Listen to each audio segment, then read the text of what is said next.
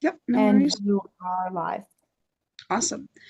Hi, everybody. Welcome to the October meeting of the Annapolis Education Commission. I'm your chair, Jess Packler. It is 6 o'clock. I know that I had a couple issues with Zoom when I logged in. I don't know if it's gone through an update, so we'll just give a minute or two, but I wanted to have us live so everyone knows that we are meeting this evening. If you are online and want to put your cameras on, that's great. Some are not going to put their cameras on, and that is awesome as well. We don't require it. So we'll just wait 1 minute just to see, particularly because I And know there are. just a reminder to the other commissioners that Mark Hildebrand from the city has suggested to us that we all update our own Zoom um, functioning so that it keeps up with tracking. So if you haven't done it recently, commissioners, that's a good thing to look into after this meeting, please, and keep it updated so we're all able to hear you and function. Indeed. That is definitely, yeah, if you open up Zoom when we're not in the meeting, then you should be able to see that. Okay, so I know Laura is trying to join. India may or may not be joining. There is a big event tonight that a lot of people are attending. So I know that is one of the reasons that we aren't going to have certain people, like Joanna Tobin is not able to attend. Tola is at an event as well. And here is Laura. So let's see. I'm going to. Anatola's logged on here. He is. He's logged on. He's going to try to listen, but he's not going to necessarily be able to be as interactive, just because he's Got it. multitasking. So, um, all right. So I'm going to open up the agenda. I'm going to pull it up for everybody's to have it on the screen while we go through roll call. Maybe if I can make technology work for today. Here we go. So welcome to the Annapolis Education Commission. Again, I'm Jess Packler. It is 6:03 and we're calling the meeting to order. It is Wednesday, October 23rd. And we will start off with roll call. And I will go in the order that I see people on the screen. So Janet, or actually we start with Ward 1. And Ward 1 is Fish, Fish correct? Stark. Yeah, and It's Fish is not Fish. able to attend. What's that? It's Ward 1 is Fish Stark, and he is not able to attend tonight. He has a previous engagement. So Ward 2, we will have, sorry, I should have pulled that list up in front of me also. Ward 2 is. I didn't see Jamie Weaver logged on. Was she logged on? I don't No. see her either. We have from, sorry, I'm having technology. Ward 3 is Enid. Yes, no, I know, Janet. Thank you. I'm just trying to pull it up so I have it in front of me. Ward 3 is Enid, and go ahead, Yes, Enid, if you want to present. introduce yourself. Enid Collison Lee, commission, long-term commission member, teacher in Anne Arundel County, as well as two children who went through the Annapolis feeder system. Perfect. And Ward 4, we do not have a commissioner, and I do not see Sheila Finlayson, who is our aldermanic representative, who is also from Ward 4. So we will move on to Ward 5. And Ward 5 is India, and she is trying to join, but she is not on yet. So on to Ward 6, Corey. Yes, my name is Corey Mackel. I have two students currently at Annapolis High School. and I'm just glad to be here. We are glad to have you here. Ward 7 is Laura. Hi, Laura Booth, Ward 7. I am the parent of a 2021 graduate of Annapolis High and the parent of a current freshman. Awesome. And I represent Ward 8. My name is Jess Packler, and I'm also the chair. And I have 2 kids at A High, a senior and a freshman, senior and a sophomore. And I have a 7th grader at Annapolis Middle and a 5th grader at Eastport Elementary, who is currently attending the IB informational night at Annapolis Middle School. So for all those interested in IB at Annapolis Middle School, quickly run to IB, right into Annapolis Middle School right now. Odessa? Oh, good evening. Odessa Ellis, parent of 3 graduates from Annapolis High. And glad to be here. All right, thank you. Janet? Janet Norman, parent of 2018 and 2021 grads from Annapolis High, and longtime PTA volunteer at all levels. Okay. And Grace? Good evening, Grace Matthews, 47-year educator for Anne Arundel County. Excellent. And Pam? Good evening, Pam Bukowski, parent of 6 who attended schools in the Annapolis cluster. My youngest graduated in 2010, and I now have a grandson at Hillsmere Elementary in 4th grade. Very cool. All right. Thank you very much. So we are going to look at the revision or approval of the agenda. This is the agenda that was posted by the city and sent out earlier today. I am going to add onto here Janet asked that we have a discussion on Naviance and And FAFSA. and FAFSA. So we'll add that on here. And I can't spell. And then I'm going to do, I had invited Mr. Mosier to come and speak about the new communications platform, but he has a family obligation, is not able to, but he did share a communication brief overview. So I'm going to include that. And with those updates, does everybody have questions about the agenda? We do not have the minutes yet for August and September. Those are becoming, as I noted in our email. We have someone that is offered to do them. Thank you, Corey, but we're working on technology. So in the meantime, if somebody can help with September and August, and then Corey can go forward from this month forward once we figure out the technology side of things, that would be great. So we do need to get those minutes done and up so that we can get them uploaded to the city and approved at the next meeting. But anyway, are there any other updates or changes or a motion to approve? I make a motion to approve the revised agenda as presented on the screen. Okay, if there's a second. I'll second, Laura. Laura seconds. And is there anyone opposed? You can raise your emoji hand if you want to oppose. Okay, hearing nothing, they are approved and we will move forward. Madeline, is there anyone for public testimony for this evening? I don't have anyone. Okay, does anyone want to offer any testimony, any of the commissioners on a public level before we go forward? Okay. Adetola, are you available to speak now, or if not, we can move you down the agenda, or we'll just hold it.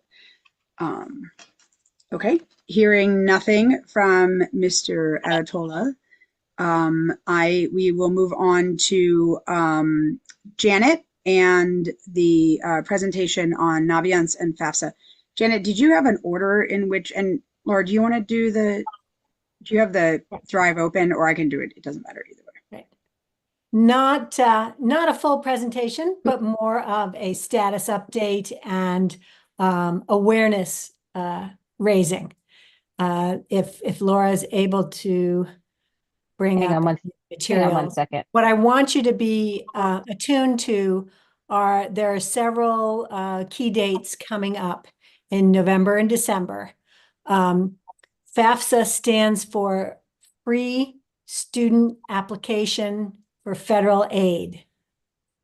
And what it is the federal government's form that all the colleges across the country use for financial aid determinations, whether they be need-based or merit-based.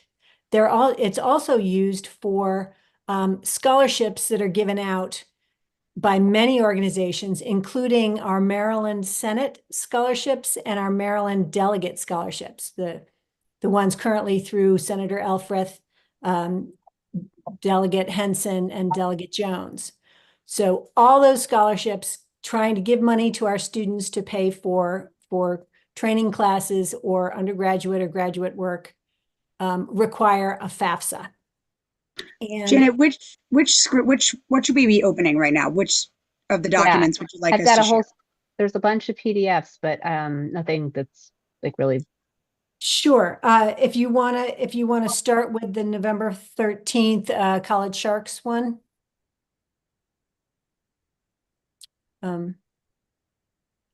The 4-page FAQs on FAFSA. Is that the college consulting one? Yeah. Okay, yeah, here. Great. Okay. So as many of you know, the Annapolis High website has the link to our Annapolis High counseling office. They have their own separate link within the AnnapolisHighSchool.org website. And one of the important things on there talks about procedures and dates for learning about FAFSA. This was posted, this that we're showing you on the screen is posted on the Annapolis High Community Facebook page. And I want you to tune in to the date of November 13th, 7:30 p.m. This is a free webinar being hosted by a financial planner in Annapolis and a college consultant in Annapolis. This is entirely free. You can learn a lot of things. FAFSA the deadline is delayed. It's different than it was 2 years ago. It's different than it was last year because of some technical issues of how the government program is updating and rolling out. They're going to be ready approximately mid-December. But the takeaway message that I want everybody on the commission to know is we as supporting adults should be able to tune our students in to the need for FAFSA and where to find information. Even if your student does not know what they're doing next year after high school, please have them fill out the FAFSA form. There's going to be a couple of other dates where Annapolis High is giving orientations to FAFSA. And I'll bring that up. But there's this form that we're talking about, the November 13th, 7:30 p.m. webinar. It's not going to be recorded. It gives you some FAQs of what's changed, what's different, how you don't rely on somebody's advice from 10 years ago or 5 years ago, because things on the form have changed and the requirements may have tweaked and changed a little bit. Laura, if we can scroll down that at all, if that's possible. So, right, assuming you won't qualify for aid, you, having gone through the college process, you don't know how much schools are going to give you. They have endowments they need to spend out. There's programs for first generation students. There's programs for underrepresented students. There's merit scholarships. There's all sorts of targeted scholarship money that only can be accessed if you fill out a FAFSA. I see Enid has her hand up, so I'm going to entertain a question from her. Yes, I'm interested in posting, I'm on the scholarship chair at my church. And it Okay, says great. that the event is going to be, the webinar is going to be held November 13th, 7:30, and it says click here. So I need either a website to put in the bulletin or Mhm. where this information came from so that I can actually have a site for them to go to. Right. So instead of this PDF that I'm displaying it on the screen, I will send you one through email. I'll send it to the Education Commission and Jess can distribute it to all the commissioners. Okay. That Janet, has Janet, the is that also available in the Annapolis High group on Facebook? So anybody Yep. could go there to look for it? Yes, but if someone is not a member of that Annapolis High group, Right. Right. and wants the active link to join and register. I think Janet, you're that's a still terrific an idea, Enid. admin. You're still an admin on our Facebook page, right? Are you talking to me? Yeah. Yes, I am. If you could So I post can it pin on, it. well, if you can post it on that would be great too, because that's a public posting, which then can be shared to the AHI page and to multiple different places, which would be great. Okay, it's already on we can pin it to the top. And No, Okay. she means on the Education Commission page as opposed to the on the so- Education Commission page. Sure. yeah, we could post it there too. We So can if post it there. if anybody is watching like on YouTube and wants this information, we should post everything out on the Annapolis Education page, Annapolis Education Commission page on Facebook. Mhm. Or you can write us at AnnapolisEducationCommission@gmail.com and we'll send that out. But Enid, we will get that link for you and for your church scholarship. This is why, like, I want every single commissioner to be versed in, this is how you do it. This is where you find help. These are the deadlines and these are the rewards you're going to get to access money. So Laura, if we can go to the next document. The next document is the landscape one from the Annapolis High counseling page. So buried within the AnnapolisHighSchool.org school website, there's a listing under counseling. And then if you poke around in there, there's a small tab that says seniors. And within that small tab that says seniors is buried all the pertinent information of how you're going to request teacher recommendations. There's a multi-step process for requesting teacher recommendations. You have to do it minimum 2 weeks, I would say 3 to 4 weeks in advance of your deadline. There's a way, there's a link to how do you request a transcript. Yes, Jess. I was going to let you finish talking. I just wanted to, before we got totally off FAFSA, if you can also, are you able to speak to what CSS is versus FAFSA? Because that's a different beast, I think. Sure. I don't have any idea. I'm still trying to learn all of this myself. So Yeah. I forget what so first I'm going to go through where the information is found, and then I'll get to CSS. But I want you to know, this is all on the AnnapolisHighSchool.org webpage under counseling. Then look for a tiny little tab that says seniors, and we'll send you the link for that.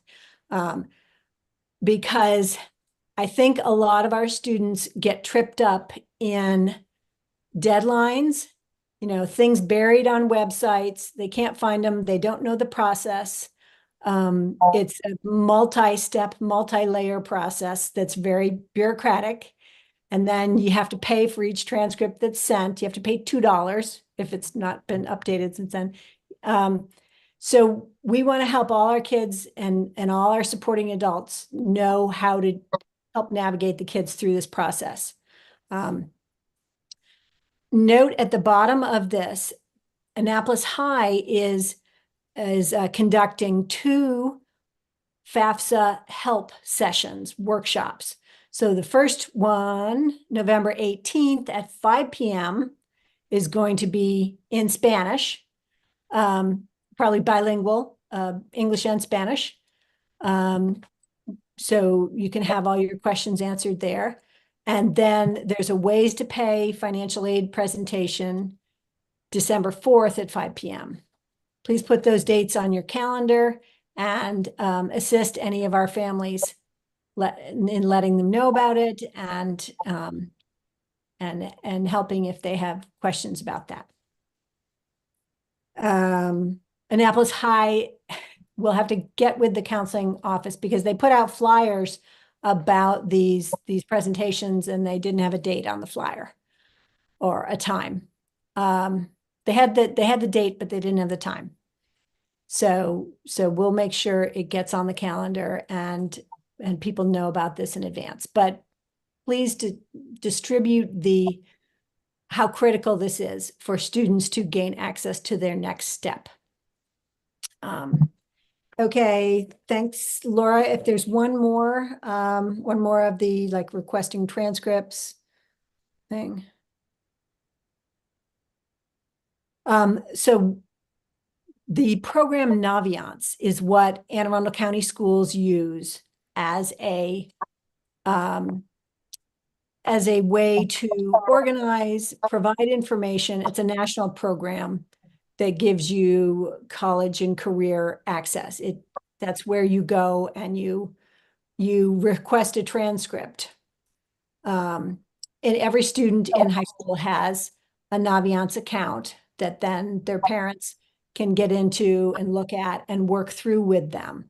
I would recommend if you are a supporting adult for a high school student that you go on there with them because it's not always intuitive where things are buried under what category, and how to request transcripts, how to request teacher recommendations, how to, find out deadlines for things. But it's all contained within Naviance. The other thing that's going on right now is that colleges and career training programs are coming to Annapolis High. They're showing up at Annapolis High. And you can register for these sessions through Naviance and through other means through the guidance counseling office. But if you want to go in there and look at the schedule and attune your student to say, hey, in 2 weeks, such and such school is coming. Why don't you go check it out and ask them some questions or learn from their little presentation to see if that is the right place for you to continue studies. And I think they can get 3 or 4 free, like you can miss class 3 or 4 times to go. There's like a number that you're allowed to go without having any issues for missing the class to go to them. Yeah, and I'm sure if you provide justification that right. This is really relevant to you, they would be. The other good thing that's in Naviance, sorry, Grace, the other good thing that's in Naviance really quickly is there are, which I've just been learning and just exploring, is there are what do you want to do with the rest of your life programs in there. That you can career sorting. Right, there's career sorting and career decision making. So I'm going to go actually do them for myself. Just, you need any help with that? So that's a really, I think if you have someone that's like, I just don't know what I want to do, I think that those can be really useful. Anyway, I just want to make sure that everyone knows that those are in there as well.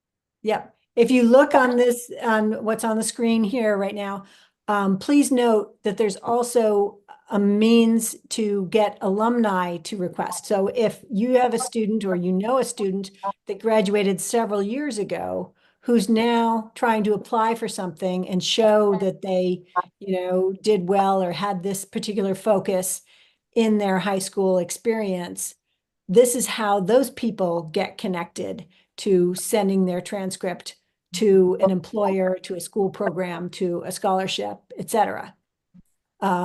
So it's not just for current high school seniors.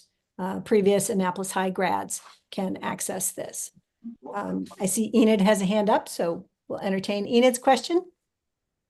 Thank you. I'm sorry, but I remember going through this and it was very difficult. And you remember technology at that time wasn't as good as it is now. So I sympathize with all of you who have to go through this. But I was asking about Narvians. Is Yes. that something I have to download on my computer, or is that a program that Annapolis has that I can click on and get to it? Because I'm not familiar with that at all. That is a program that currently enrolled students in AACPS have access to. Okay. Okay. So my kids are graduated, so I no longer have access to Naviance through Okay. their accounts. It's a student account paid for and run by the school system account with Naviance. Okay. I just wanted to Yeah. clarify that. Thank Yes. you. Enid, it's a website, and it's also, I was given a heads up by someone in the counseling staff earlier this year that it may be going away. It's, they may be replacing it with something else. So like, if you're not 100% versed in it, that's okay, because there may be a replacement website coming shortly. But Okay. that's what they're using this year. So Okay. for everybody's students this year who want to access funding and processes, that's the program that's being used. Thank you. Yep.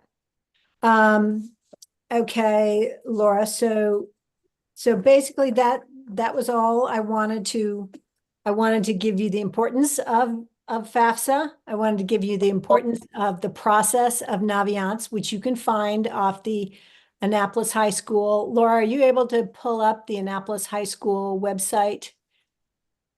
Annapolis hang on High a School second. I have website.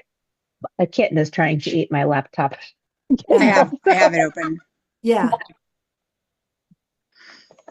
There's So Okay. can you see? so Yep. you go into the middle thing that says Right. counseling. Yep. And there's counseling. Click on that. We scroll down. Okay. Okay. Keep You scrolling. scroll Okay, you're down. invited to FAFSA night. Doesn't tell you. There it is. That little Right. button that says seniors. It's also up here, but it's called Senior Portal up in their top right corner. Yeah. I just found that out too. So they're seniors. Yep. And then there's a ton of information about processes you need to get through senior year things. Yeah. If you did Remind- not make remind students that you have to do things earlier than they anticipate. So like the University of Maryland College Park gives out more than 90% of their financial aid on the November 1st deadline. So, and I know my son's friends from the soccer team, who were first generation college students, got very good packages from College Park for financial aid because they submitted before that November 1st deadline.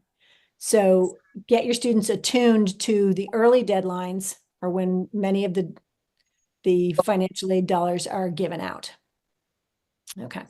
They provide the link to the government website, studentaid.gov, the dates of what's going on, and how to access your counselor and things like that. So, and then also cap and gown and senior portraits. And then if you know somebody who is a senior or has a senior or just, a supporting adult for a senior, this presentation, they had 2 senior meetings. The second one got cut short. I think is going to be scheduled, but this is the presentation that was given, which is pretty helpful, just telling about the rules for this year and the grading policy and some other things happening. So, an important information for seniors. And if you're not, if you looked up when I clicked on the college and career, you were asking, so that's the link to Naviance is there underneath the college and career. But this page is also really important for people who are not, for the students who are not necessarily or are considering maybe not having college as their career. Information on work permits, information on a Early number of college access early programs. college access, but Mhm. so. And the portal, just can you scroll down? You know, in the 12th bureaucratic level, there's the AHI payment portal. So you have to pay for the National Honor Society dues, other Honor Society dues. You can pay for transcripts, other things through that. Yeah. So we want everybody in this community to be aware of how to help students get through this mess of bureaucracy to the pot of money on the other side. And I was reach at- out if you need assistance in doing this, but please help our students get through this. Yeah, and we will put all of this information out on our Facebook page as well, the Annapolis Education Commission Facebook page. So all the commissioners can share that out to your communities and your groups, your school groups, if you belong to any, and whatever else. I'm hoping to try to use our Facebook page as an information repository to really get some of this information out and about in the public, because it is hard to find and it's overwhelming. And as a parent, currently, there's just so many apps and technologies and different things that it's a lot. There's just content. So, and this is for those students who are using the Common App. This is the steps for how to apply to colleges using the Common App, which is helpful. And so I did want to say, Janet, one of the things you've always talked about is the scholarships, which is phenomenal. And I was at a magnet sort of where do you go for the future meeting at Annapolis Middle last week or the week before. And AHI was there talking about all the different programs, NJ ROTC, CAT, IB, Apex, the signature program, all the different things. And IB had a stat that IB alone, students alone, last year earned over, I think it was $16 million in scholarships. Annapolis High IB students alone earned over $16 million in scholarships last year, or were awarded. Not necessarily did they take all of those, right? Because it all depends on where you go, but that's just IB. That doesn't include the students who earn scholarships through all the different programs and just all the different students. So, you know, one of the things that's really important, I think, to think about Annapolis Annapolis High School is that we do have, you know, a lot of opportunities for scholarships, and there's a lot out there. And the counseling department be really helpful in finding all of that, but then we can as well. Janet in particular can be really helpful in finding out all that information. So, you know, please, you know, make sure we spread that information. If you know of scholarships, please let us know, and we can, you know, again, post them on the Education Commission page. We want to get as much information out to our students and our families as possible so that they can achieve their best wherever it is, whether it's, you know, going into trade school, whether it's going into college, whatever it is that they're going into. So thank you, Janet. The one thing I'd add on, those are all great points, Jess. I'd add on the idea to any other supporting adults here who are getting students through this is you don't know, it's practically impossible to predict which colleges are going to give you money and to what amount until you're in it.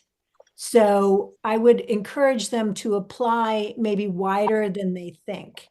My second child, we applied to 12 schools because we didn't know which one is going to come out with the best money. And some of these places have gigantic, you know, endowments from fanatic football fan programs, from other things that end up throwing a good amount of money around. So Jess, I'm going to bring up your point about the CSS, which must stand for something like Common Scholarship, something. Somebody can look that up. So there are two. There's FAFSA that nearly every school uses. Some schools use a combination. You also have to fill out the CSS profile. And so FAFSA, if you are a divorced parent FAFSA will only consider the income from one parent, which can be helpful.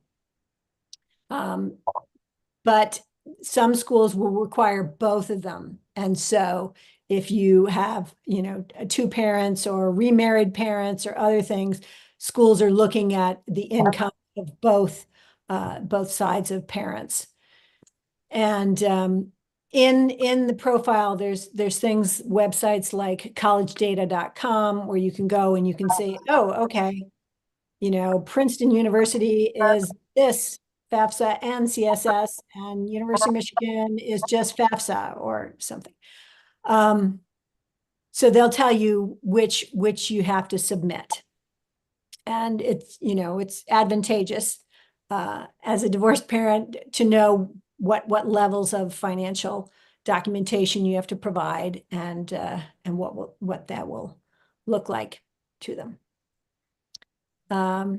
So any other things we can dive My one suggestion, if you're working with anyone who's doing a CSS or has to do the CSS form, which I think is primarily private colleges, I think it's private colleges that require it, is to be very careful of what you submit, particularly if you are a single parent or there is a non-involved parent, non-custodial, but also non-involved parent in the family. It is a very, it is, I know students who have lost the ability to go to schools that they wanted to go to because the CSS was filled out incorrectly.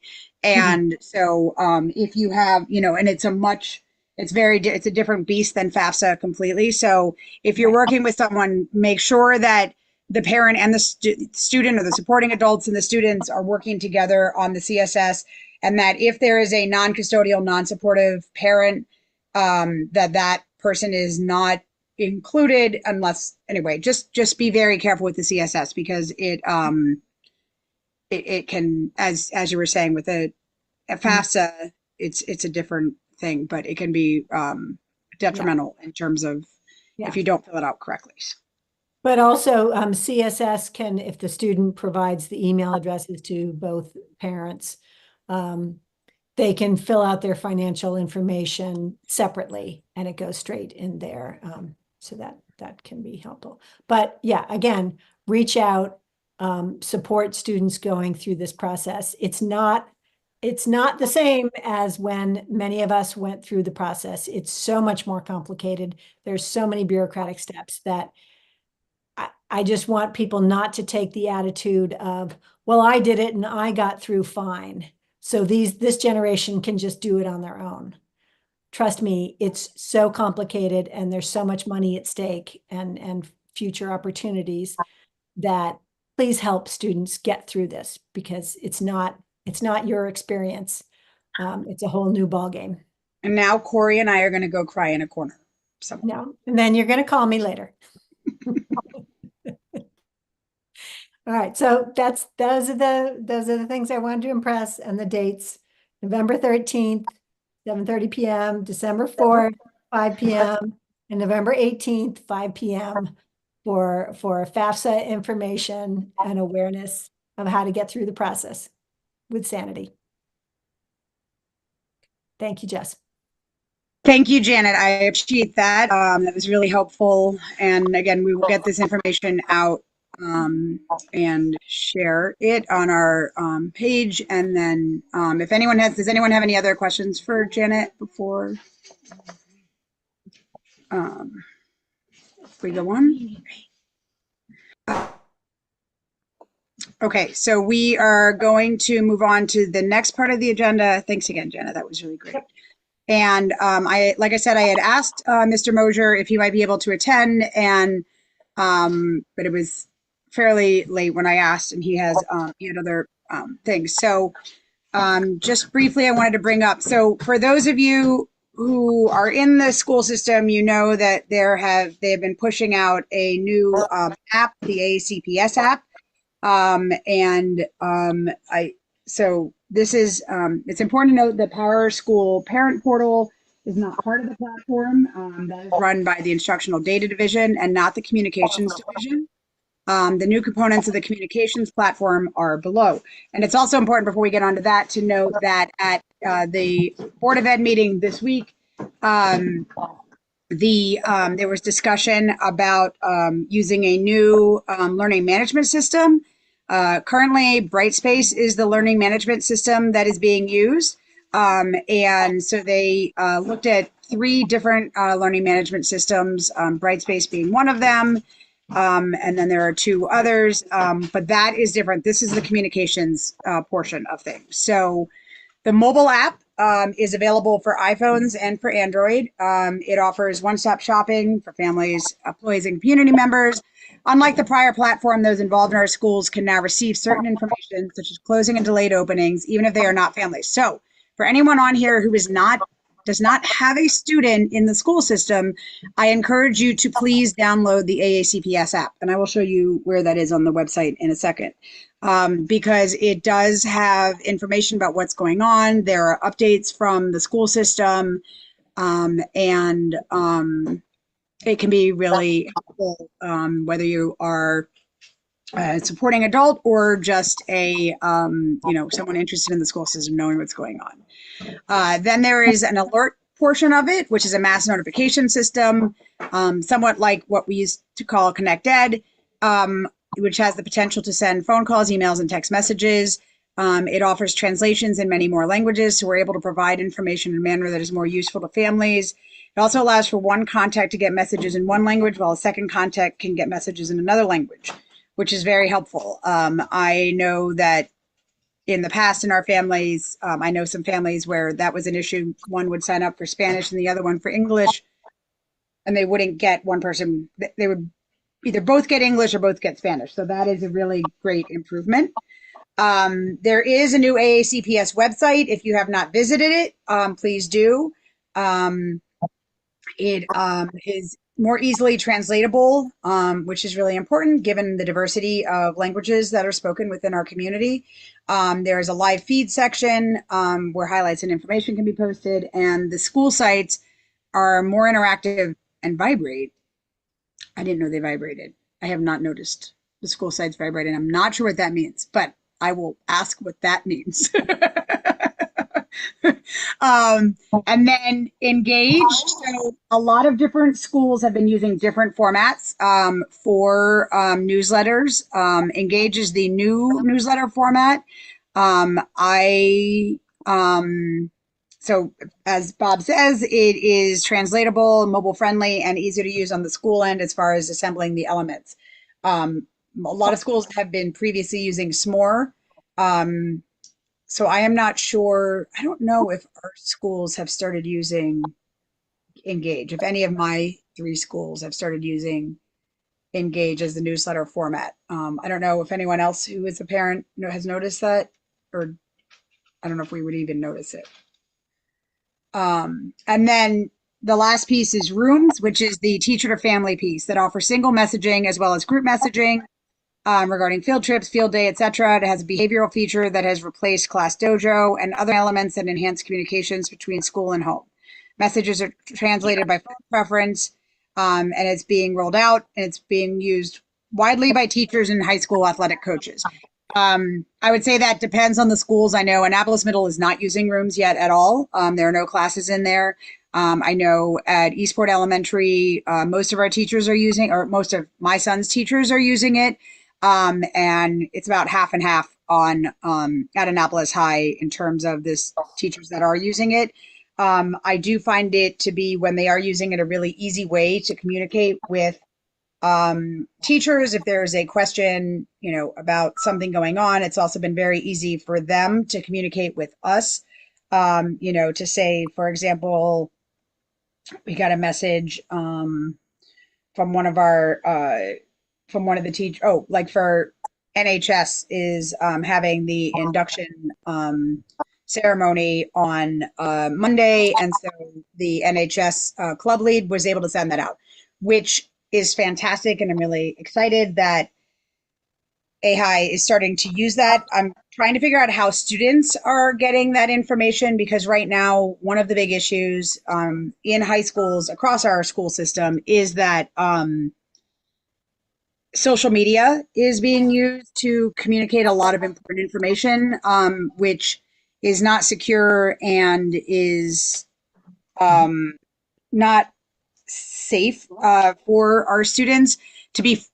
It's fine if it's used. I feel personally, it's fine. It's used as a backup, but to be the primary communication method for clubs and other organizations within a school, I don't think that it's the right choice to force students to use social media or not be connected to their school, which is what is happening right now with the use of Instagram as the primary communication mechanism. Because you have, kids that are 13, 14, basically, if you want to know what clubs are going on, if you want to know, then you have to get Instagram. But if you're not mature enough or you're not really old enough to be using Instagram or you don't want to use it for whatever your own personal choices are, then you basically have to choose to not be involved and know what's going on in the school. So I'm hoping that rooms will start being used more in that manner so that students and parents and supporting adults alike can get that information. Does anyone, I'm gonna go back to the AACPS website. So this is our new AACPS website. If you haven't had a chance to go on it, it is definitely a different look. So this is the information, the live feed that he was saying, which is more like Twitter. Sorry. It is mobile friendly, and there's a lot of different information. It has the calendar over here on the right side, and each school's website has been updated and is, has their own feed and calendar. So, for example, if you go to, that's Annapolis Elementary. If you go to Annapolis High School, you can see that we have the fall chorus concert tonight from 7 to 8 p.m. Tomorrow morning, we have Coffee with the Principal from 9 to 9:45.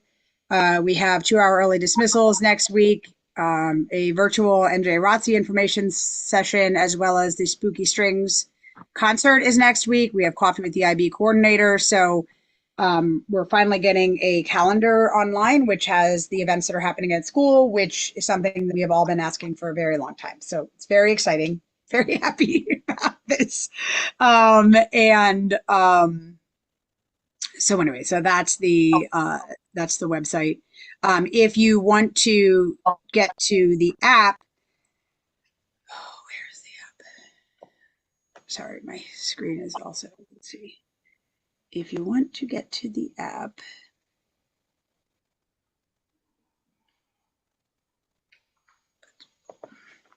let's hope this works. Yeah, I know you can download it. You should be able to. No. Oh, that's because I'm in the Annapolis High School page. Sorry. Make sure that you go back to the ACPS page first of all if you want to get the app. Very important. And then you can go on here, and the app is available. There was a link right above you, right when on the homepage. There's a little one of those little bubbles on the side here. Get our mobile app. Right on the sorry, right side there. Our faces were covering it, so I couldn't see that little thing. So this is the download the free app. So here you can see what it looks like, which is good because I couldn't show you on my phone because I'm on my computer. But when you get to the home, this is what it looks like. What I will say is that if you are using this app, if you go and you click on this up here where it says district, it'll say Anne Arundel County Public Schools there.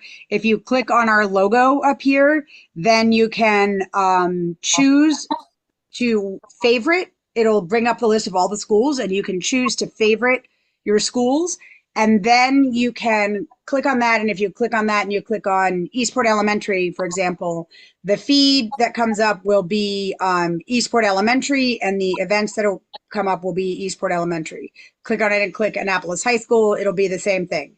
If you have highlighted or favorited some of the schools, please note that in order to see the school specific, it's not like if you highlight, for example, I have 3 schools, right? So I've highlighted Annapolis Anne Arundel County Public Schools, Annapolis High School, Annapolis Middle School, and Eastport Elementary as my favorites. They do not all combine into one feed and one group of events. You can't see all 4 of them simultaneously. You have to go to each individual one in order to see that individual feed and that individual event. So that's just something important to know as you're going through it, because that's not necessarily a there's a word that I can't think of right now, but basically, anyway, you might assume that once you've highlighted everything will show up on your feed and your events, but it doesn't. So intuitive, it's not intuitive that that's how it's supposed to be. But the feed will look like this. One thing also to notice, so say you are interested in looking at CVE Giving Club uses 3D printings and you click on that picture. That will not take you directly to the CVE Giving Club. It will take you to the top of the feed, and you will have to scroll down to get to, if you're not clicking on the top feed information, you have to scroll down to get to the information that you want to. So you might feel like you're clicking on it and it's not showing what you want to see, but if you scroll down, you will eventually see what it was you were trying to get to. This one over here, the stream, this is what the messages from teachers look like. So this is in rooms. You can see at the bottom here, you have the school app when it's white. That's what part of the app you're in. So over here in the feed and the events, you're in the school app. When you click on rooms and it becomes white, then you can see the different classes. So in this one, you're seeing, an assessment that's coming up in biology. You're seeing an announcement from the teacher and assignments that are due. I will say that most teachers are not using it in this manner as yet, but that is supposedly the plan. And then over here you have events, and same thing as in the first page that I was saying, that you have to click here and choose which school in order to see the events, because you're only going to see either AACPS or Annapolis High School or Eastport Elementary or whatever. You're not going to see all of your schools together on one. And there are videos down here that show you how to use it. You can download the Android and the iPhone app. I would highly recommend that everybody on the commission please download the apps and start using them and looking at them, both for information, but also for feedback, so that we can, discuss and help our community, get into what they need. So does anyone have any questions on that?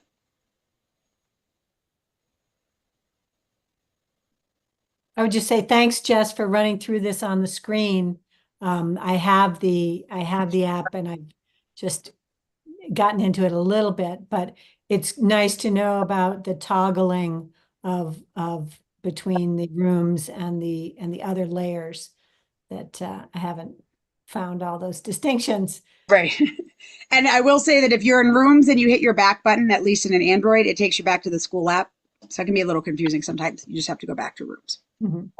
So it's a little, it's learning a new technology and takes a little bit. But I can see potential with this that would be very helpful for our families. I have a question. Do we know who is populating the dates and who to request? So if this, because a lot of times that's where things fall short, is Right. that maybe if the counseling department doesn't tell whoever is populating this about the December FAFSA events, parents find out at the very last minute on some things because they haven't been put on the calendar. So do we know who populates the calendar events? I don't, but I will ask. I'll go back to Bob and You can ask Mr. Mosier and Annapolis High School. Yep. If we see an event we know needs to be on the calendar, who's populating that and keeping that updated? I will do that. Thanks. Are there any other questions that people have that I can take back in terms of this? Are there any that came up when I was talking about it?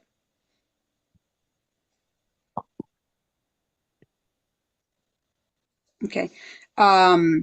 Obviously, if anything comes up after this, if you're playing with it, please just send an email to the Annapolis Education Commission email, and we will, I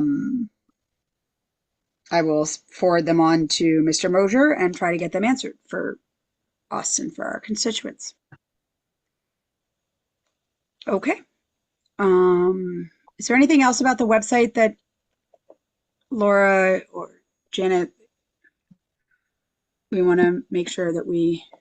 I want to show people where, Jess, if you can show people where the executive team contact list. Right.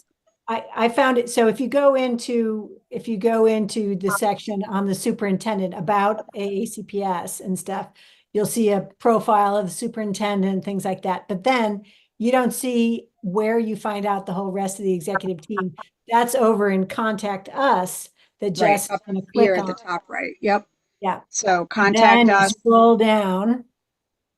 And here's Yeah, superintendent's executive staff. right.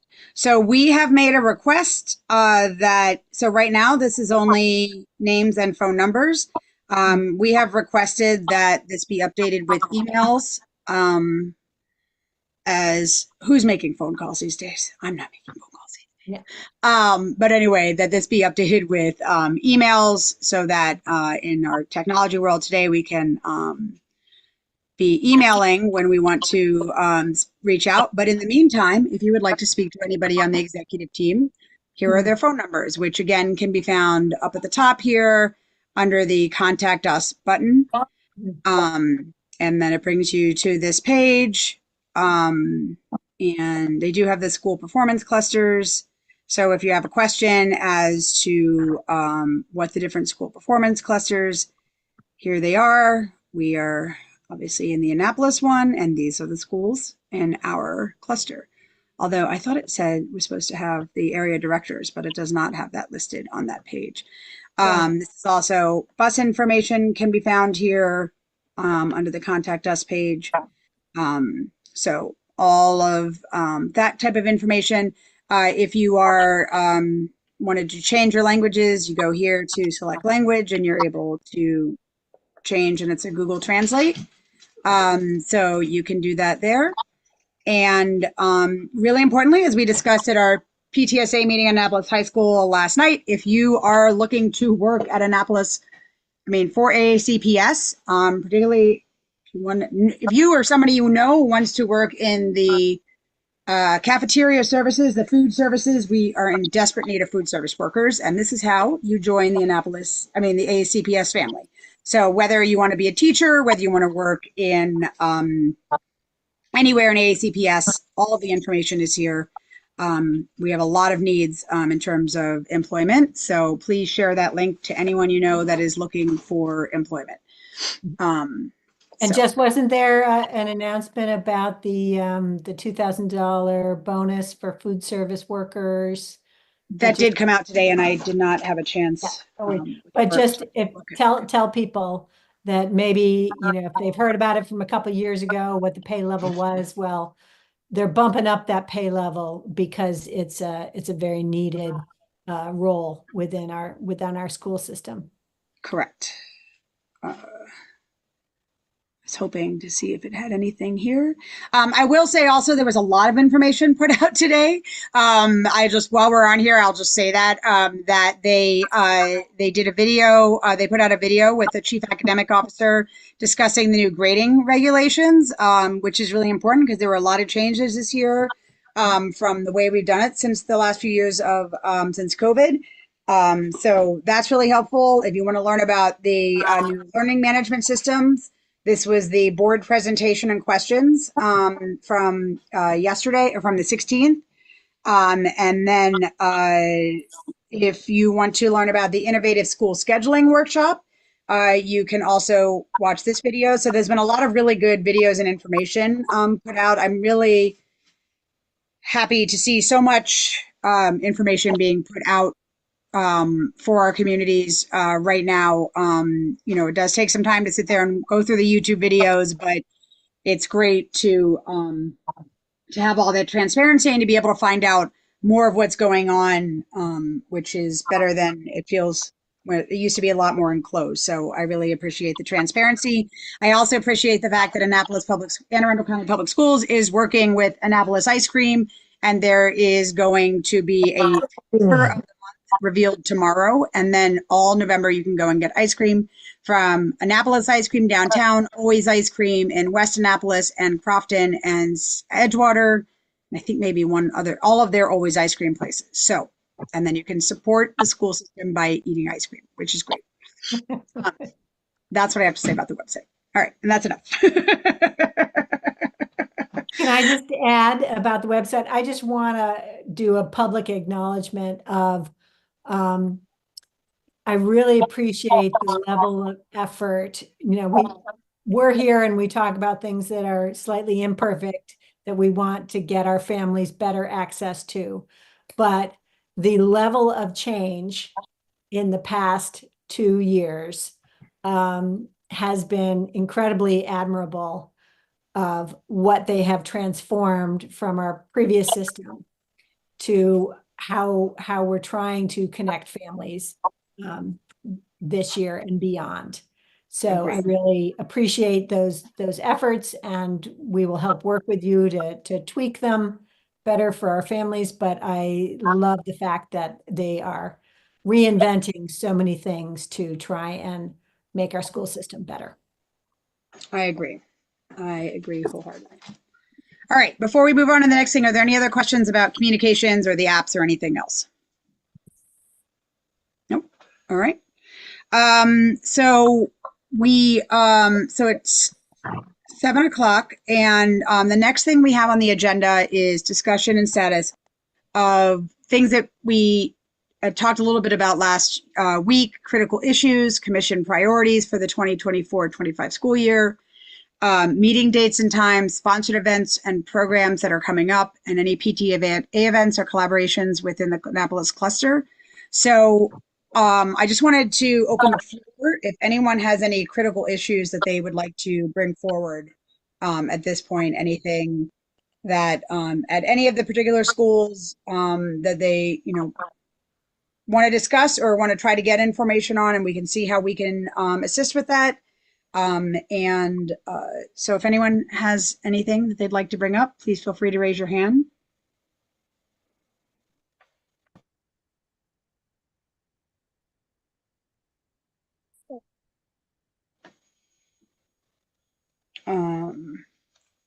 I know that there has been, yeah, go on.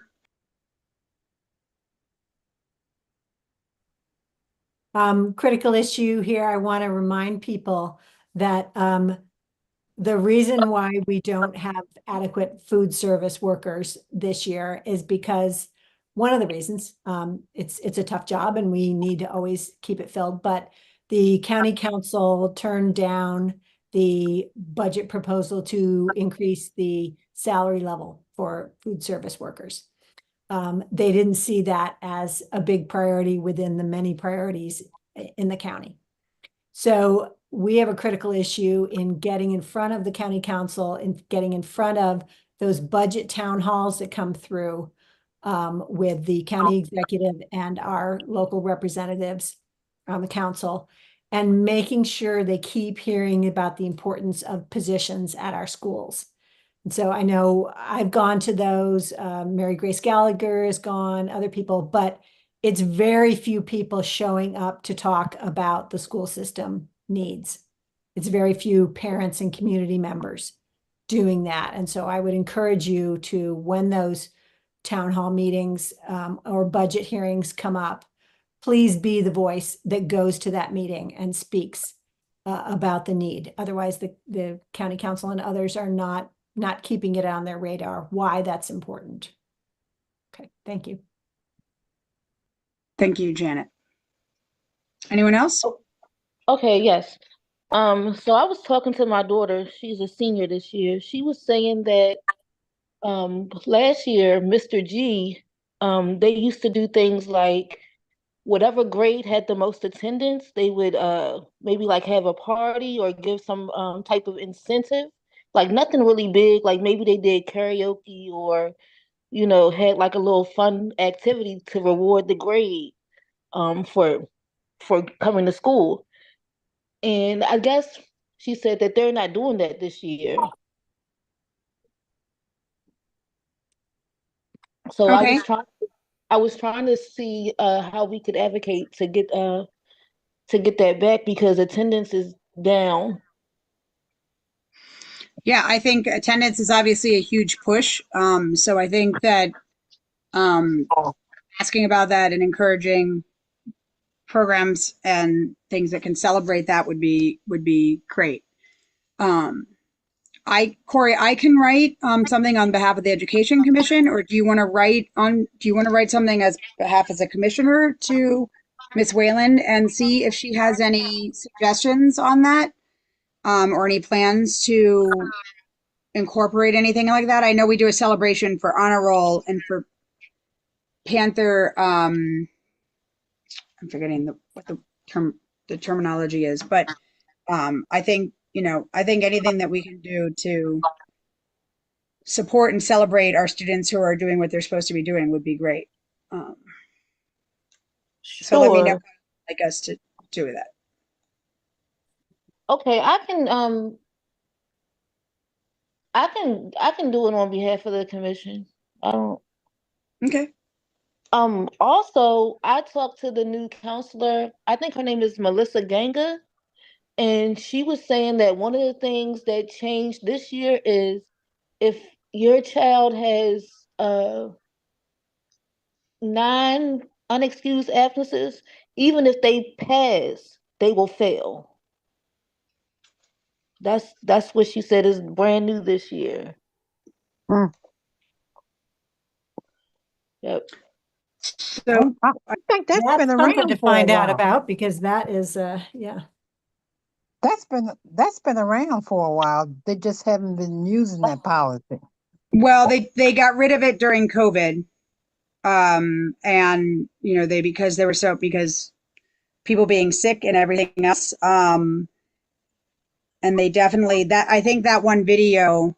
Maybe we should just watch all the videos that Dr. Patel posted, because I do think that they spoke to that. But it is definitely there's a stricter policy on late policies, like late turning in homework late. You can't do that the way, I'm trying to find the link. Yeah, they're really cracking down on Regarding- accountability, but let's make sure that that we're holding the school system accountable for what they need to help families access that. So it's Right. probably because 18 absences per school year counts as chronic absenteeism. It's probably 9 unexcused absences per semester. So I just found it. It's students who are absent more than 9 lawful and or unlawful. So that means excused or unexcused days in a semester may be denied credit. The principal and attendance review committee will review cases and make a determination. More information on this process is forthcoming. This was the an email that was sent out on back in August. This was a document that was sent out back in August. I will say that I did another important part of this is transportation, as we have long discussed here on the commission, and that if you miss the bus, you don't and you don't have $20 to spend on an Uber, then you are having it's an excused absence, because transportation issues is an excused absence. However, if you have 9 of them, then you may be denied credit for a class. So or for that semester. So I think that is something really important. If we're going to have a strict policy about attendance, then I think we also need to make sure that we are providing transportation as often and wherever possible, however it gets done. And you know, Corey, I would love your feedback, just as my neighbor. But in general, because I mean, I know that from our neighborhood, it's an hour and a half bus ride to the school. So, and there, it basically not a point, to go there. So, I know we've had this conversation with the city and they're going through that long process, but at some point, if we're, and I fully support, you know, having rules and structures and things, but I also think that we have to be able to provide some sort of assistance for those families who don't have an opportunity, right? Like there has to be something else.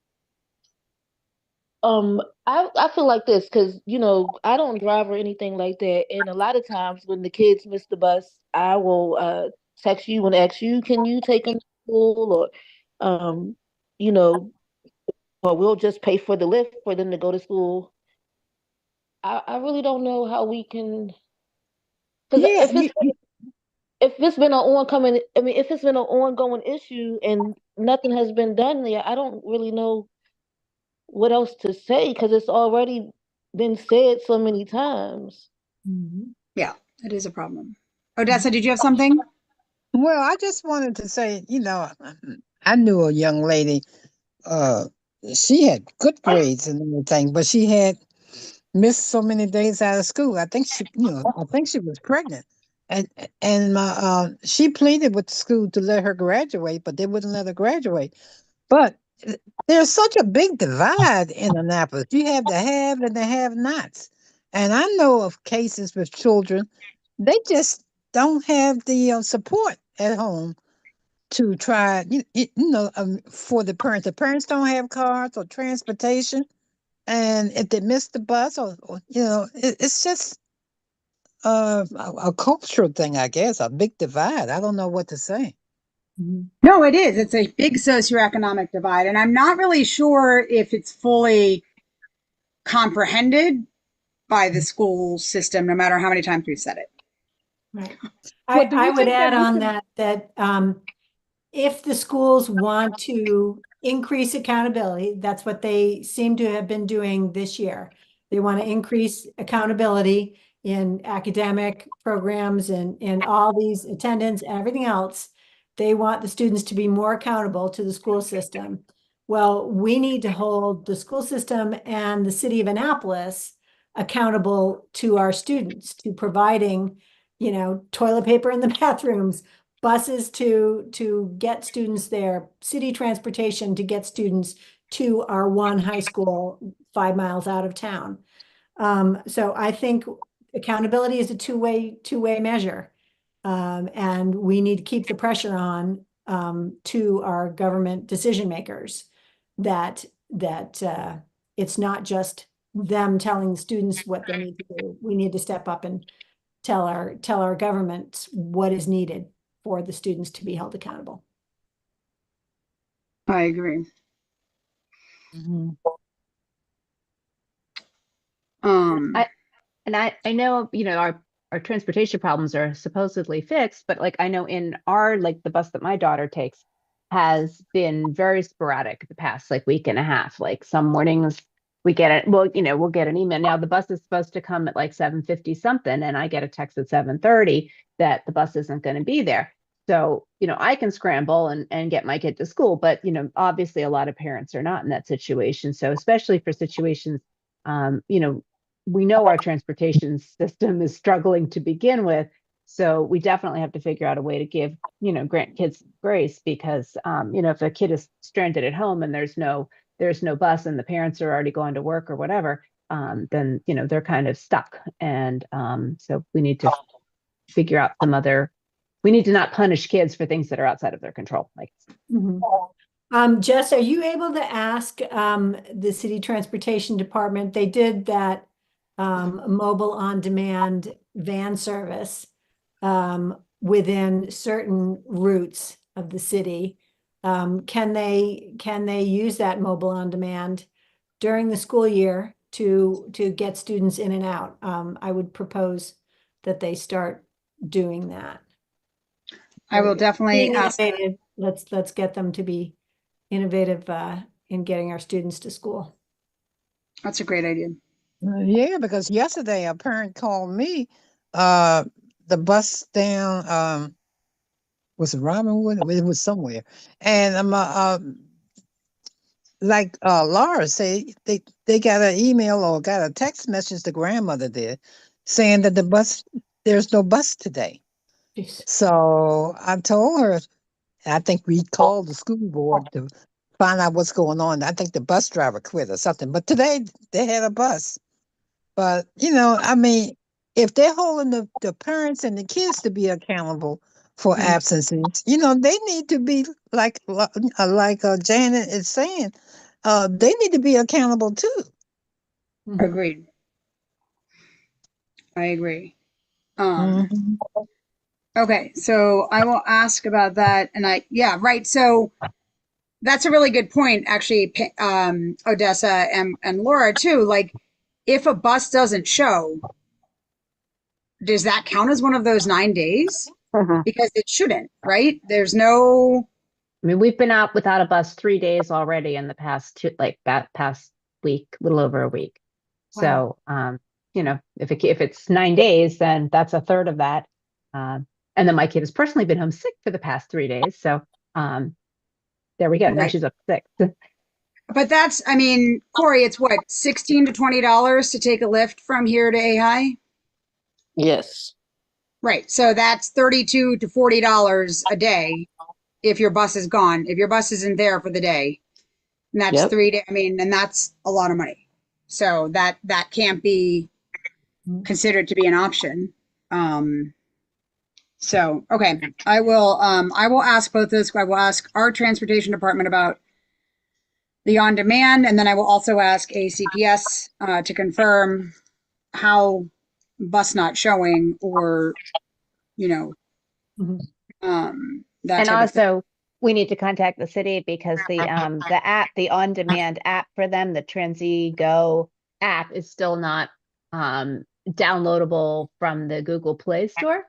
I can download it, like now, instead of linking directly to the download, it links you to a page where you download it. But then if you try to install it, it basically says can't install it because it's not from a trusted source or whatever.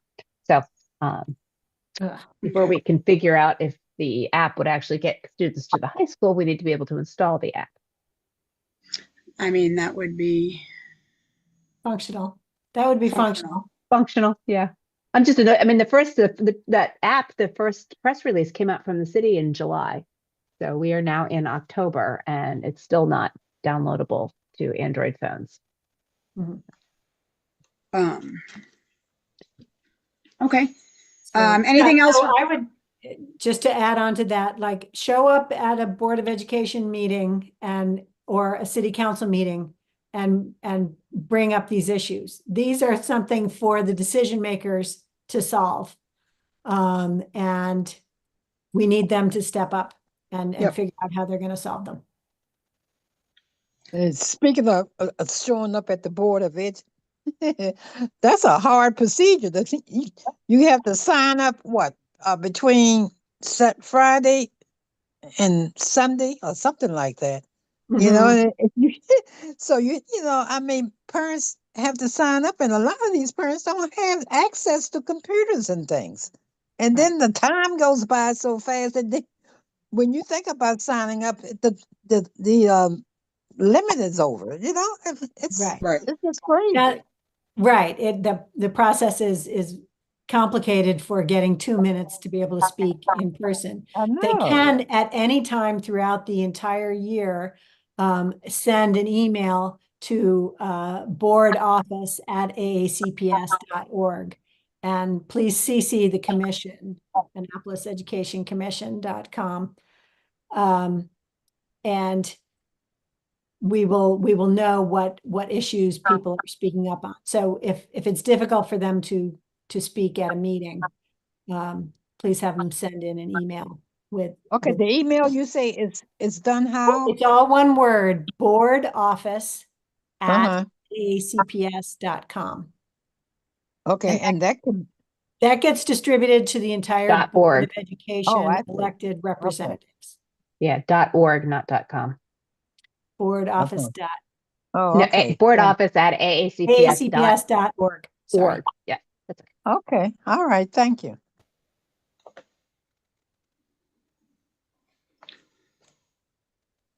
Okay.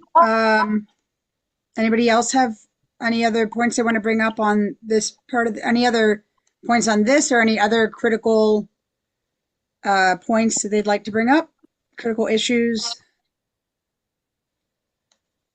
I will say, I'm not going to do sides, but there is an election for the Board of Education coming up. And so I hope everybody is taking time to look at who is running for the Annapolis district area, and also making sure that your community and your constituents, particularly those of you in a ward, are aware of who's running and what their platforms are, so that because a lot of people aren't aware and aren't aware really of the Board of Ed race. Doesn't get quite the, obviously there's other races right now that are getting a lot more noise about everything, but the Board of Ed race is obviously something that directly affects all of us. If please, that is a critical issue that is coming up. So please share information with your constituents and with your friends and your families, and let them know who is running for the Board of Ed and What they do. what they do. And just a reminder that, what was it, something like 8 years ago, the mayor of Annapolis race was determined by 59 votes. So the person who I know. controls the $100 million city budget was determined by 59 votes. Mm, So these races, the Board of Ed races where fewer people, vote, or people vote and just check a name that they might not know, it's really important to let them know who the candidates are and what the distinctions are that you have been exposed to. Exactly. Help people make a choice and a decision in that important race. Yep. Odessa, I don't know if you can see the screen, but I'm sharing the Board of Ed page. So the Board of Ed page from the website. If you go into the menu and you scroll down to the very bottom, you can see the Board of Education. okay. And, Yeah, I see. Yep. And then at the very bottom of that is right over here is the email address. So you can click on that to email that board, the board office at aacps.org. And then for those who are interested in doing public comment, there is a link on the left side that explains how to do public comment this is for last week's meeting. Be updated hopefully soon with information, just so that is there. All right. Thank you. You're welcome. Mhm. All right. My critical issue currently is the person popping wheelies all up and down our street over here. So sorry if I seem distracted, because there's a motorcycle, like a giant motorcycle, popping wheelies up and down President and Madison Street. Super annoying. Super. I just want to say that really quick. Super annoying. Really quick. Corey and I are always like get off hearing the same thing from like different sides. Okay. So on to the agenda, the commission priorities. We don't have a lot of us on here right now. So I know we spoke about what the different commission priorities want to be. What I'm going to try to reach out to everybody over the next month and try to just figure out some individual what do you see as your what you can do, or how we can help you, or what we can do. One of the things I think is really important also is, again, if you're in a ward, to reach out to the schools and introduce yourselves to the staff and the principal, the principal and the PTA presidents. And I am going to work harder on getting more PTA representatives involved on the commission, or having them coming to the meetings. I've spoken with a few presidents over the last couple of weeks about the commission, and there's been quite a large change in leadership in our PTAs. So a lot of people aren't even actually aware of the commission. So we had a lot of great conversations about what we are and how we can do in different ways that we can all work together. And maybe, maybe also within the commission provide a place for communications and resource sharing on a softer level, not only on big things like transportation, but also on like what restaurants are the best ones to host dining outs at, or, that are fun,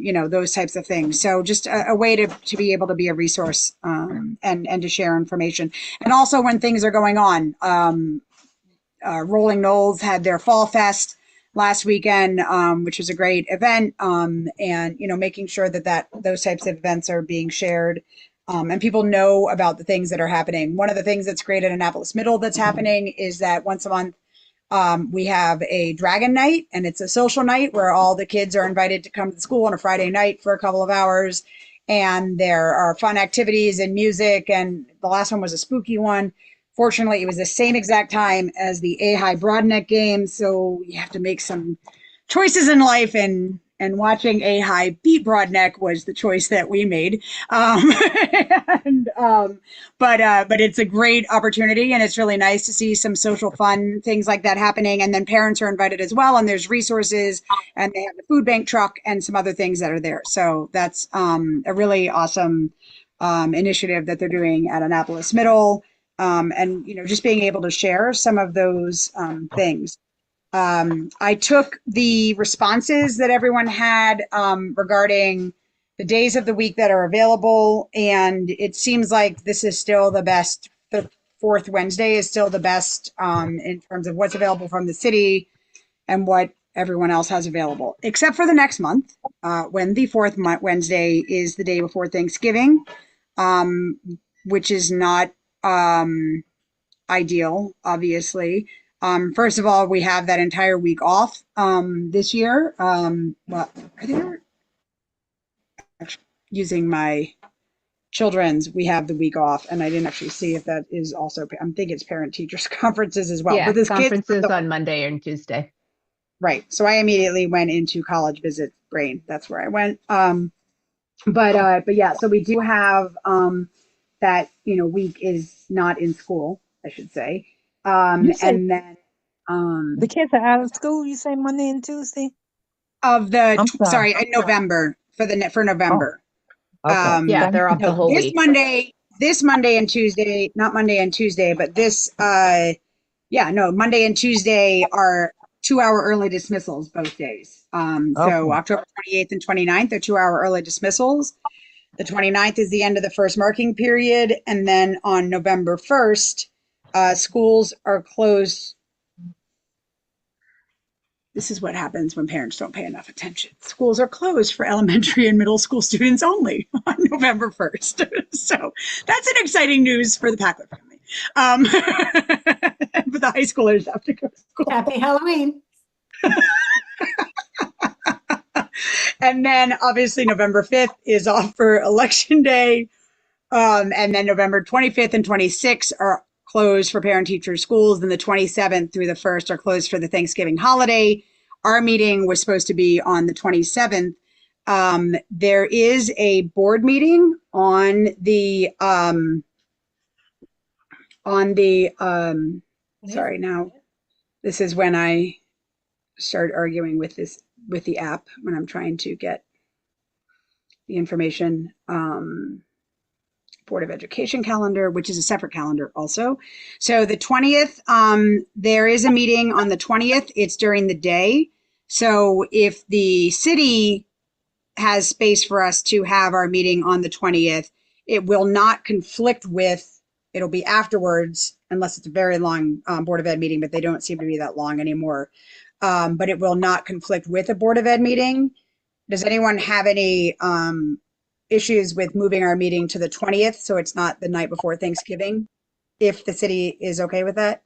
Madeline, is that something that you're able to check right now, or I just have to reach out to Mark? I can look at my calendar and give a pretty good idea, but I definitely would send an email to Mark, maybe Hillary too. Yeah. Okay. November 20th. 20th, yeah. I would definitely send an email, because it looks like we do already have a couple meetings scheduled, but that's not a no. Okay. All right. So pending hearing back from the city, is everyone okay with our next meeting from the 27th to the 20th? I have another meeting scheduled that day, but you know, that's best for everybody else. I'll just let you know that I do have a meeting that day. Okay. Thank you. I mean, the other option would be the 13th, which is just in 2 weeks, but we don't have a lot of people here. So how does the 13th look? Does that look any better, Madeline? That's the same night as the FAFSA webinar, but Oh, at 7:30 p.m. well, if we meet from I 6 to 7. think there, I think I probably won't be able to be there. This is the fall festival for Apex Plus at the high school. So they have performances and things on and gallery openings on Wednesday and Thursday. Okay. So India and or myself might have a conflict on the 13th and 14th. Okay. Perfect. I mean, that's good to know. Perfect. Not perfect, but Not perfect, but it is right. It is what it is. Okay. I will and if as long as we're talking about dates, I mean the fourth Wednesday in December is the 25th. So I guess we probably can't have that one either. yeah, probably. The 18th is the Ahai Bates Middle School Winter Orchestra Concert. Mm. From 6 to 8, but I feel like that's something I just want to tell in case you don't know, decided that I'm a big proponent of winter concerts should take place in January when we have nothing else going on and not in December when everything is going on. So I'm going to start my own push for winter concerts that take place in January because they're not holiday related anymore. So there's no reason to have them in December. That's what I have to say about that. Okay, I will reach out to Hillary and Mark about the dates that are available in November and December, and I'll send an email out to the whole group. But otherwise, going forward, the rest of the year, it looks like the fourth Wednesday is the best for the group as a whole. I know everybody has different things, but that was the one that came back with the most. What's that, Grace? Hi. Oh, I thought I couldn't hear you. I thought you said something. So, okay. Okay. And then on to in the agenda, if there's any sponsored events and programs with the school, partners, the city, and or PTA events or collaborations with the Indianapolis cluster that you would like to share, now is the time to do so. Please do so. Anyone knows of anything coming up? Pam's hand is up. No, Mike. Go ahead. Hi. All right. Hillsmere has partnered with Miss Juanita Banks Whittington, who with her two sisters has formed a nonprofit called Charlene Circle of Support. And what they're going to be doing is collecting and providing toiletries and additional clothing for the older students at Hillsmere Elementary.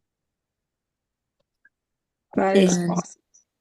I don't know a whole lot about Charlene Circle of Support. I know that that's named for their late mother.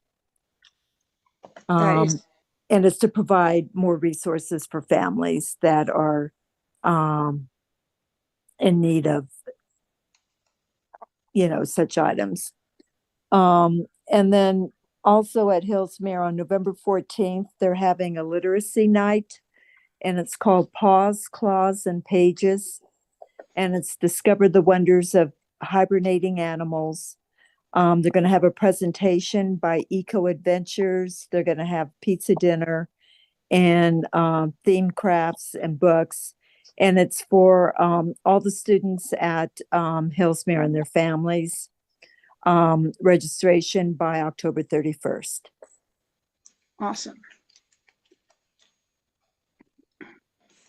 And that is it. All right. Thank you very much. That is great. I know we have a family involvement conference that is coming up. It's taking place at the new Severn Run High School on Saturday, November 9th from 9 to 1:30.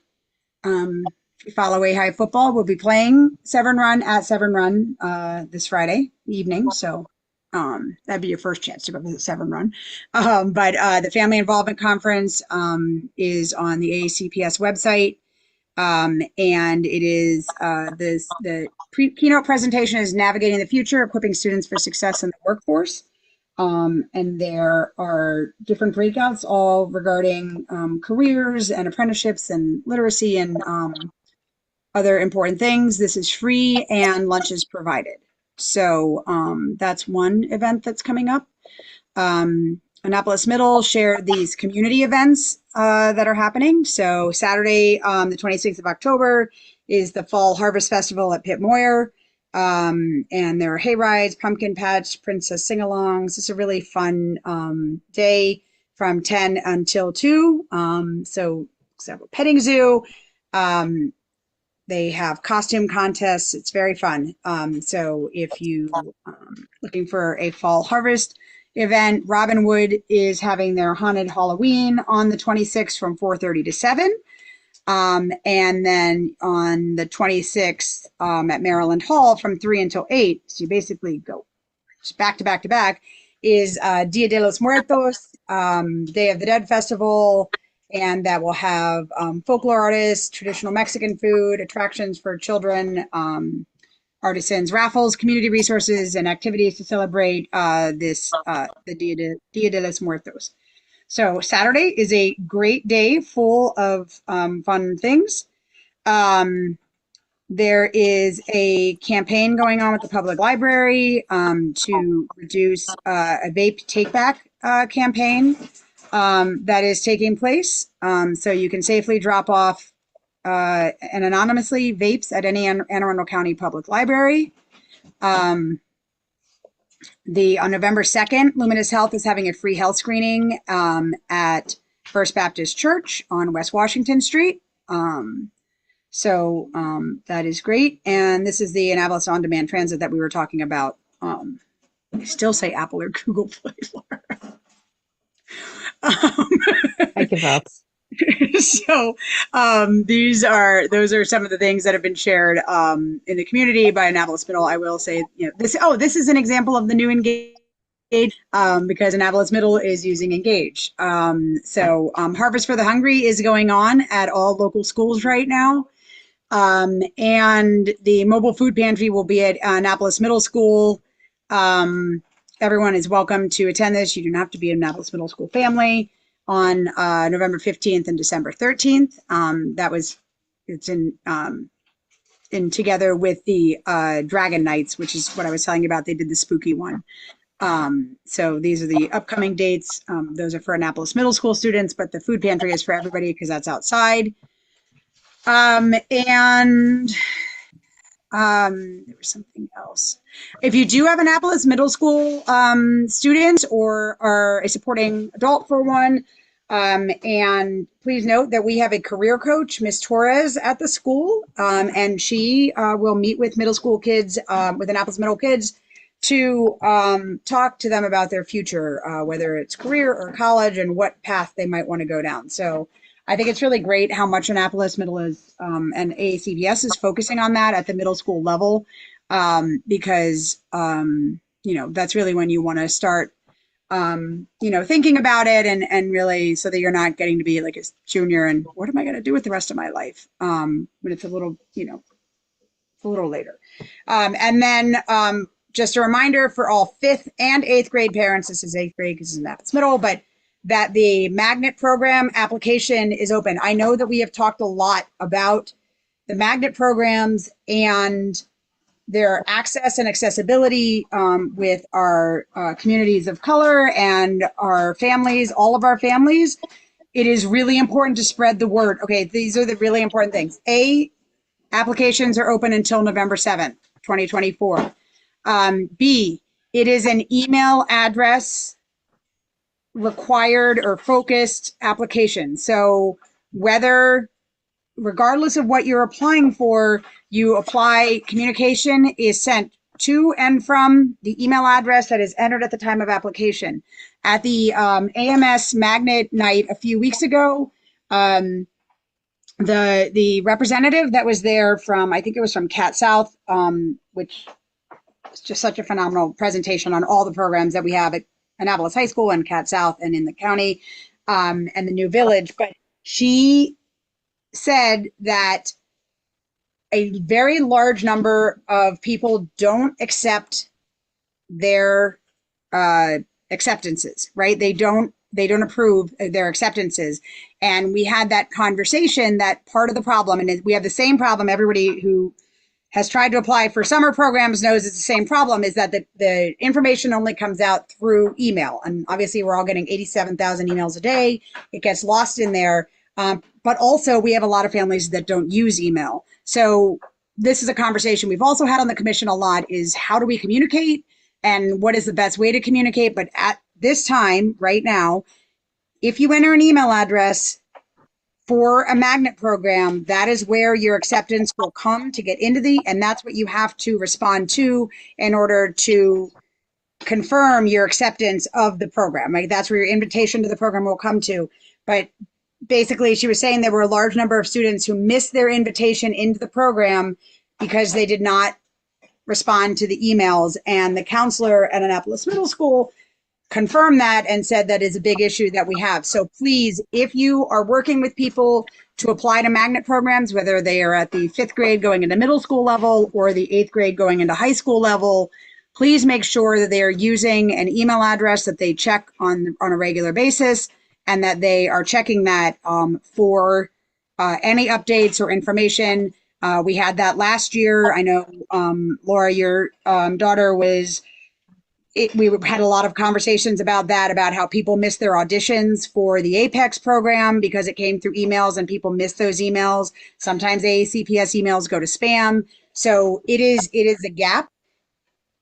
It is something that needs to be fixed, but right now, the best thing that we can do is make sure people are aware of that gap and to check their emails and check their spam boxes so that they're not missing those really important opportunities for their future educational program.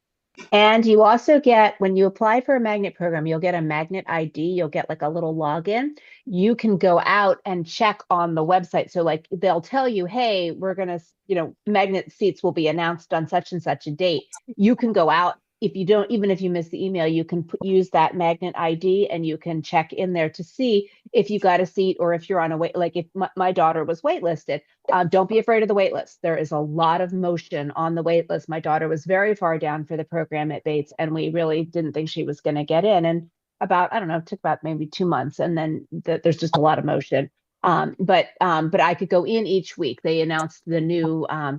They'll announce the new waitlist setting, like, who's accepted seats on like, I think Friday morning or something. So you can go in each week and check and see, okay, we've moved up on the waitlist, or we were on the waitlist, but now we have a seat. So even if you missed the email, you can still go in, see that you've been offered a seat and accept that seat through the website, through the magnet website, even if you missed the email. So do both, check the website, but also, or check your email, but also check the website. So Okay, Laura, can I ask you, so when you said your Sure. daughter was on the wait list, Mhm. was that the second audition or the first audition or what? There's one audition for the visual arts program. You had to, they do basically, there's like there's like an interview piece where they basically just want us to talk to the kid and find out, like, are you really into this? Are you committed to this program? Like, if we give you a seat in it, are you willing to do the extra work that you have to do? And then for each, you either you have to do some sort of a performance. So if you're a musician, you'll have to play something, probably sight read something, and then play something, maybe a prepared piece. For visual arts, she had to bring three pieces of art, and then she also had a certain period of time to sketch a still life. And I think theater design and production was actually similar. They also had to do so. Oh, sorry, I have a very bad kitten. She's very cute, but she's very bad, and she keeps putting holes in my thigh. So, but anyway, yeah. So the audition process is they'll send you an email and they'll tell you when. And there's usually a couple of different dates. So if you can't make it, then there'll be like there is a late audition date if you can't make it to the first round of auditions. And then there's a second one. But again, check your email and check on the website because they'll tell you when the different audition windows are. Yeah, I was helping a family. The boy is very artistic, very good, but his mother wasn't available when the time thing came out in October, I guess it was, to sign up. So she never got the information. And Well, so when the application period is still open. yeah, So- well, we signed up for him, but he did the second audition. Okay. So Yeah, there's but he you never only did. have to Mhm. you only have No, to go to one. I mean, there's a couple of different days, but there's just one audition date. I mean, like there may be multiple days that the school system offers auditions, but you only have to go, each student goes to one audition date. Okay, well, he never did move up the list. He stayed right there at the bottom. But I mean, he's fantastic. I felt that his art teacher really should have been more, because they know Well, the circumstances of the family. It's a lottery. So there's the audition. If you qualify, the audition is basically just to see, like, are you eligible for the program? So once you do that, then you go into the lottery, and the lottery is a pure lottery. So it just depends. But there usually is a lot of motion. Like I said, I was surprised. My daughter's was very far down on the list for Bates. And that was, I guess it came out in February, and I think by May she was offered a seat. But they'll continue through the summer. So, sometimes kids change their mind or families move or whatever. So they'll continue to move all the way through to the summer. But up until school starts. Okay, well, we're still working with him. He's very All right. good. If you have questions and stuff, if you feel free to contact me. If there's something I can help you with, I'd be happy to. Okay, all right, sounds good. Yeah. I can't say enough good things about the magnet programs for the arts. My daughter went through the one at Bates, and now she's in the visual arts magnet program at A High, and it's phenomenal. We're really fortunate to have that for the students in our cluster. Okay. Jess, can I add on just one point to your and Laura's things about email notifications and stuff? For parents of seniors, please also, things are different. Get your students' email address and log on, and go in and check their account for things, because colleges will send financial aid information and stuff you have to respond to, and it will go into the promotions folder because it's being sent by a large entity and stuff. And so you have to hunt for it and make sure you didn't miss it. While your kid is going out there doing teenage things, the supporting adult needs to help and do the bureaucratic things like hunting for information in their student's email account that's being sent.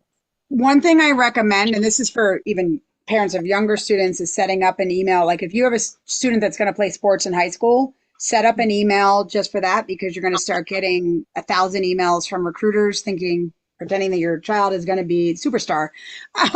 And so have a separate email for that. But regardless, what we did precisely because of that is we set up a forwarding on the email, that any email that is sent to them gets sent to us, so that we can just, see. So, okay, did you see this email from your teacher about this deadline? Did you see this email from your school about this deadline? Which is another way to do it. Like, even if you're not checking their emails, but just having them forwarded to you, we did that. So that is just another option.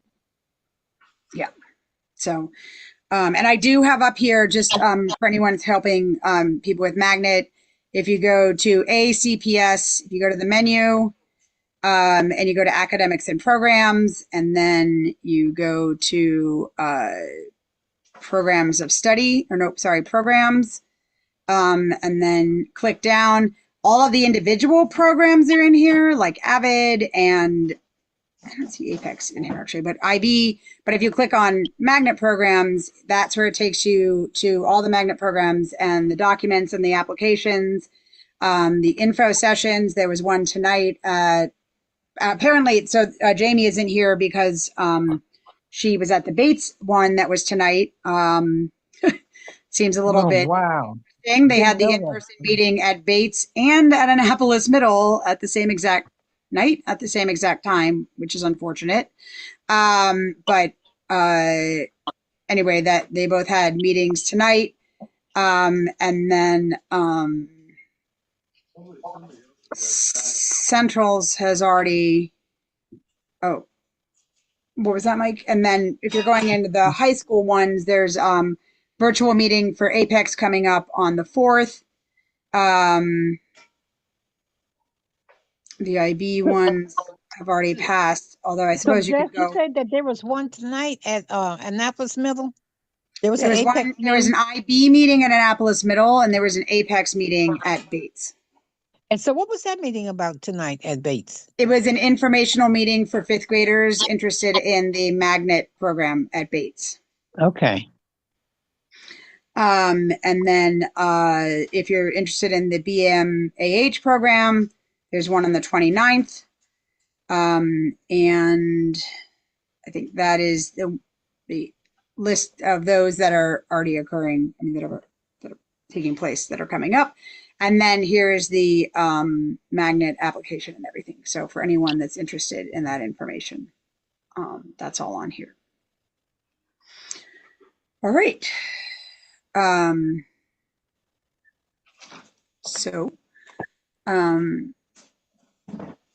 That is that. Are there any other events or collaborations?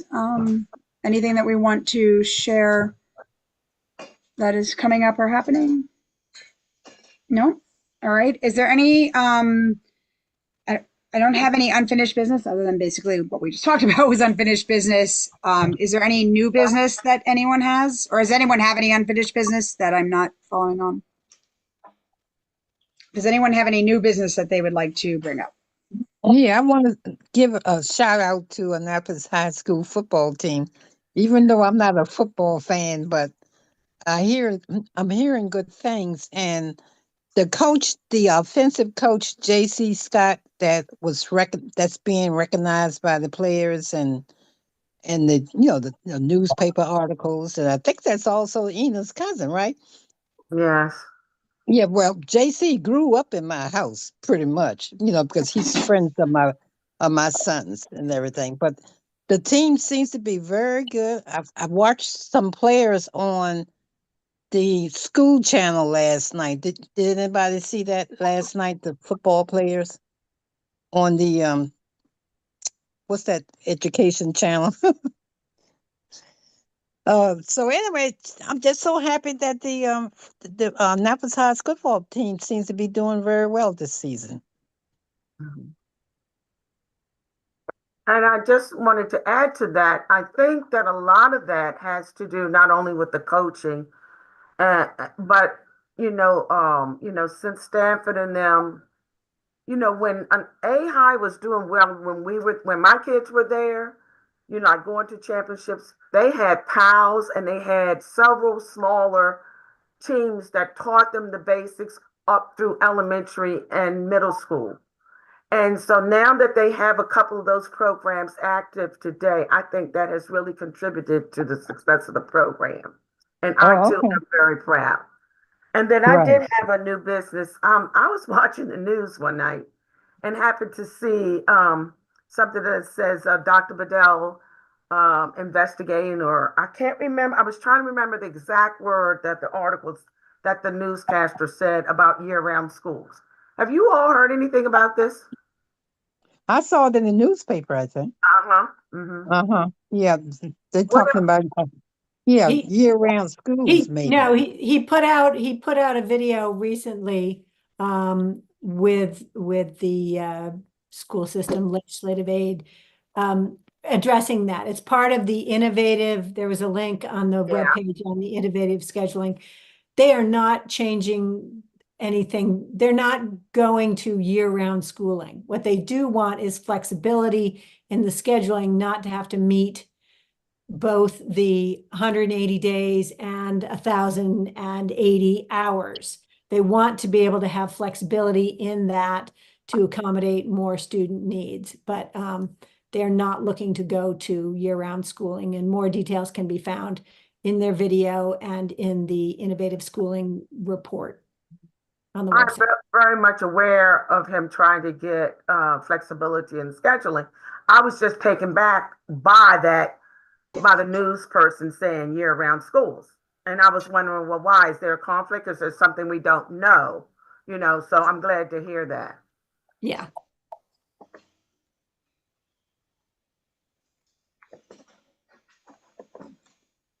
Okay. I think that if you have an opportunity to look at that video as well, to go through the video, because I think there were a lot of concerns. I think the way that it was originally presented, there were quite a few concerns about the about how it was presented. I think that there is a concept for, you know, I think, what is it called, 4515 program, and you know, that is a discussion, but it's a long-term way out discussion. But I think it's definitely taking the moment to look at that, and to you know, watch that video and follow along the innovative. Sorry, I was trying to bring up.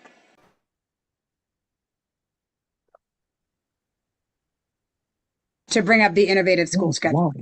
Sorry, that was a. So what I wanted to do was to quickly share. So, and what you were saying about the football team, I think it's really exciting. I definitely would encourage everyone who can to show up.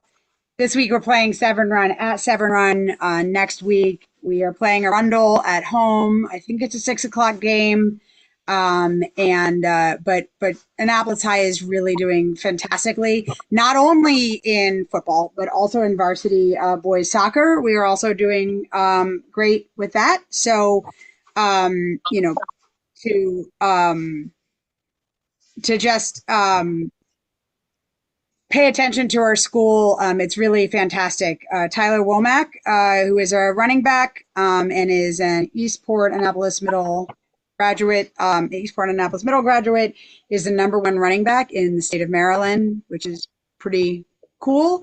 And he's a pretty amazing kid. Those of you who are involved with the Boys and Girls Club, he was, you know, did a lot with the Boys and Girls Club and was their Student of the Year a few years ago. And so anyway, just keep an eye on that. And I hope to see everybody at A High on Friday, November 1st. To cheer on Annapolis versus Arundel. So, any other new business? And a big shout out to JC, because he's definitely the angel on all of their shoulders this year. And a big shout out. Yeah. And to Coach Hunt and everybody who is supporting all of our kids. It's a great year. So, anyway, with that, does anyone have any other anything else to share? I know Janet had to hop off. If not, I will take a motion to adjourn. I make a motion that the meeting be adjourned, and we can do it before 8 o'clock. Yay! I'll second. All right. Is anyone not in favor? Or was that Corey? Oh, I was just laughing. All right. Thank you, everyone. I will get in touch with you about our future dates, and have a great month. And thank you for all you do.